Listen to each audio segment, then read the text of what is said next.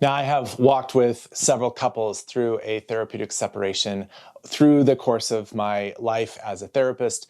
And I have had some people who have just loved it. They've done some really good work. They have found one another. They've done some personal work. They've done some marriage work, and they have been able to come back together. And I would say, by and large, a lot of people who go through a therapeutic separation come out the other end with a deeper and more rich marriage relationship.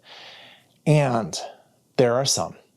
There are some who actually end their therapeutic separation realizing that it didn't work. It didn't come to the place where they are able to, like I said, find one another again or come back into the marriage where they feel safe enough to be in each other's presence. There are some, and you guys, that's okay. And so today in this video, I want to talk about what happens when a therapeutic separation doesn't work.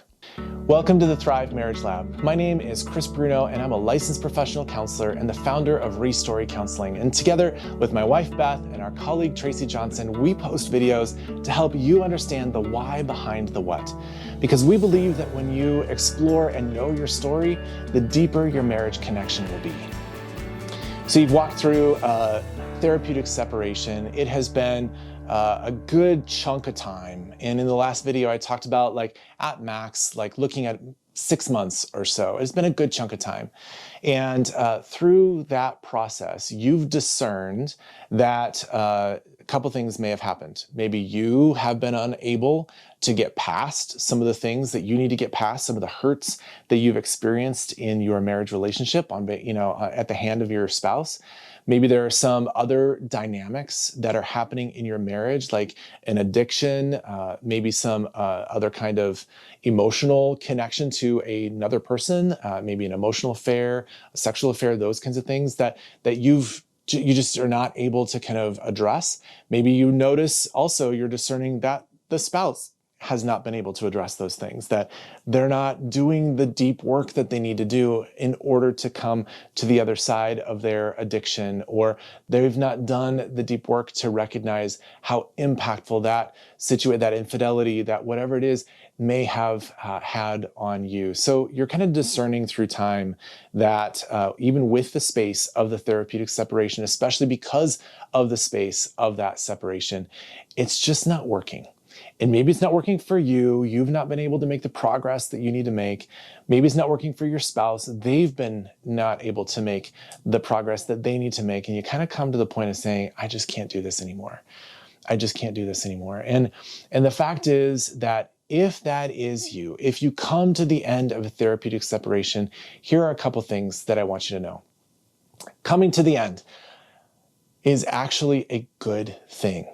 You know, there's a book out there. It is called Necessary Endings. I would highly recommend for you to read that. If you're coming to the end of a therapeutic separation and you're like, this is just not working, read that book, Necessary Endings, because, just as a beginning is a really important thing and to set the trajectory of something, ending something and ending it well is actually just as important as the beginning. And so some endings are actually necessary. Some endings are actually healthy endings where you've come to the place of saying, hey, I cannot deal with your addiction. If you're not going to address it, it will not be part of my life. It will not be something that I will hold anymore on your behalf. And so therefore, we're going to need to step into another kind of relationship moving forward. So maybe that is you, and a necessary ending is what we're looking at. Another thing to be thinking about is, maybe just there's too much distance that has occurred between you. Maybe there is some irreconcilable differences that are not an addiction or an infidelity or something like that. I just really come to the place of saying, I don't love this person. And I want to hold there is a covenant that is between you and your spouse that you have spoken to them. And at the same time, if that covenant has been broken long before, if there's not that, I am in this for you, I am on your behalf, I am with you through the rest of your life, those kinds of things, that breakage of the covenant has long since passed, and now you're just living in the context of a relationship with a broken covenant, then you can't actually continue a deep marriage relationship anyway. And so you come to the end of this therapeutic separation. I want you to hold a couple things. One is, well done. well done on trying. Well done on saying, hey, we're going to do something with intention in order to see if we can move towards healing. And if the answer is no, we can't, at this point, we can't. You know that is, you've done what you can do. Without going through the therapeutic separation process, you wouldn't know. You wouldn't know. If you just jumped right into separation or jumped right into divorce, you wouldn't know. And at least you have given it your best shot to say, hey, we're going to do the work that we need to do. And if we come out the other end and go, this is not where we're going to be able to stay, then well done. And I want you to know that doing that work, even if the marriage doesn't survive the therapeutic separation, what has happened for you? What have you come to know about yourself? What have you come to know about your story? What healing have you found in your life? That is still worth it. That is still worth the journey that you have been on. And for your spouse too, like what have they come to know about themselves? How have they healed? What are some places that they've discovered in their life and in their story that now, even if the marriage is going to part, that both of you now are more healthy individuals for the rest of your lives? That has been worth it. And I want to say that if you're coming to that point where you're recognizing, hey, the therapeutic separation didn't work to heal the marriage, can you still honor one another for giving it a shot? Can you still honor one another for, hey, I've seen some growth in you and I've seen some growth in me, and that growth is actually worth some of the journey that we've been on. As hard as it has been, it's been worth it. And so we come to this place of ending with one another in honor, in generosity, in a place of love, in a place of release. And that is a very different place than if you had been, 1 to 6 months ago, just jumped right into a divorce place or into a separation.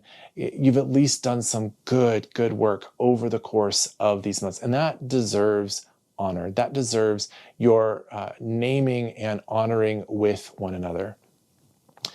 If you do come to the place of this therapeutic separation doesn't work, I want to come back to now what? Now what? Can you still, even if it hasn't worked, still come to one another with the kind of honor that you did at the beginning to clarify with one another, here is how we would like to end. The generosity of heart, the generosity of spirit, the generosity of love towards one another to say, hey, this is, rather than stepping into a contentious divorce, can we enter into the next season of our separating of our marriage? Can we step into it the same kind of grace that we stepped into the therapeutic separation with? Can we draw up a document just between the two of us? Maybe you're helped by a marriage therapist in the process, but just some kind of understanding of here's how we would like to kindly bring an end to this marriage relationship. And again, I want to refer you back to the Necessary Endings book. That is so good to help you think through how would you actually like to bring this relationship to an end. I will also say that as the marriage relationship started with a ritual, there should probably be a mutual ritual that happens in order to finalize some things. You can make whatever of that you will. It can be something formal, it can be something informal, but there needs to be some space where the two of you recognize, hey, what we have created together now is needing to end, and we're going to do so with the same kind of intentionality of how we began, to bring it somehow to a formal end. Now, of course, no couple, when they first say yes to one another, when they first walk down the aisle, imagine that they're going to end up in a place where they are parting ways. No couple actually imagines that. And unfortunately, a lot of couples find themselves there. And one thing that I would like to say is that if you do find yourself there, I would warn you against two things. One is the self-contempt that you might be experiencing, both the shame and the self-contempt of, what's wrong with me? I couldn't make this marriage work. What's wrong with me? Am I not desirable enough? What's wrong with me? Am I not valuable enough? What's wrong with me that he or she doesn't love me enough? I think that having that self-contempt and that shame by ending up in this place is actually going to be counterproductive for you to move forward through the next season of your life. So be aware of that self-contempt, that self-shame. And then part and parcel with that is the other-centered contempt, that it's all their fault, that they did the wrong things, that they were this way, that they couldn't or wouldn't or didn't do X, Y, Z, and that it's all their fault. And recognize that if you hold contempt for another person, then the reverberation of that contempt is going to come back towards you as well, just in the kind of spiritual, emotional space. So recognize that vilifying your spouse is not going to be helpful in the long run. It's actually going to be harmful for you, for the children, for the proceedings coming forth, right? What is going to happen there? Can you not step into a place of contempt and instead go, okay, I guess this is where we find ourselves. I guess this is where we are. And you might still need some healing along the way, for sure, after the separation or after the divorce happens. But make sure that you're doing some work for yourself to not step in to that place of self-contempt or other-centered contempt, because that's just going to disrupt the healing process moving forward. So you guys, hopefully this playlist about therapeutic separation has been helpful. I hope that you found some goodness in it. I hope it's actually made you think about some ways that you can step into a therapeutic separation, if that is what is necessary. It is not always what is necessary, but it can be a helpful tool before you step into a formalized separation or even towards divorce. You guys, thank you. Looking forward to seeing you in the next video.